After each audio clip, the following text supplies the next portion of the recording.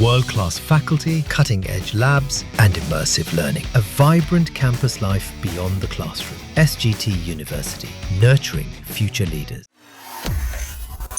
दिल्ली की बीजेपी सरकार ने अपनी 2 महत्वपूर्ण नीतियों को तैयार करने के लिए सरकार के 2 वरिष्ठ मंत्रियों की अध्यक्षता में अलग-अलग समितियां गठित कर दी है। ये समितियां इन नीतियों को तैयार करने में अपने सुझाव देंगी। इनमें शामिल आबकारी नीति के लिए कैबिनेट मंत्री प्रवेश वर्मा के नेतृत्व में समिति गठित की गई है। वहीं इलेक्ट्रिक वाहन नीति के लिए कैबिनेट मंत्री आशीष सूद की अध्यक्षता में समिति का गठन किया गया है। इन दोनों समितियों में सदस्य के रूप में सरकार के मंत्री शामिल होंगे। मुख्यमंत्री रेखा गुप्ता ने कहा है कि हमारी सरकार दिल्ली वासियों के प्रति समर्पित है और जनहित में लगातार निर्णय ले रही है। उसी के तहत ये प्रक्रिया अपनाई जा रही है। इन दोनों नीतियों को भाजपा सरकार पहले ही 31 मार्च 2026 तक के लिए विस्तार दे चुकी है। वर्तमान में लागू दोनों समितियां आपके समय से चली आ रही है।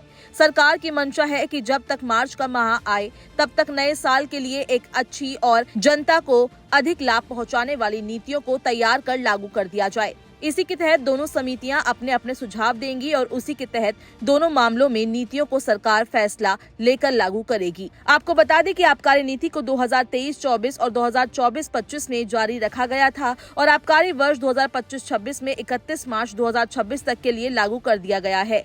वर्तमान नीति का समय बढ़ाने के पीछे की रणनीति ये भी रही कि आबकारी मामले पर भाजपा सरकार किसी विवाद में नहीं पड़ना चाहती थी, जिससे विपक्ष को आरोप लगाने का मौका मिल सके। जानकारों की माने तो जिस आक्रामकता के साथ पिछली आप सरकार आबकारी नीति को लागू कर विवाद में फंस गई थी, इसे देखते हुए भाजपा सरकार फूंक कर कदम रख रही है।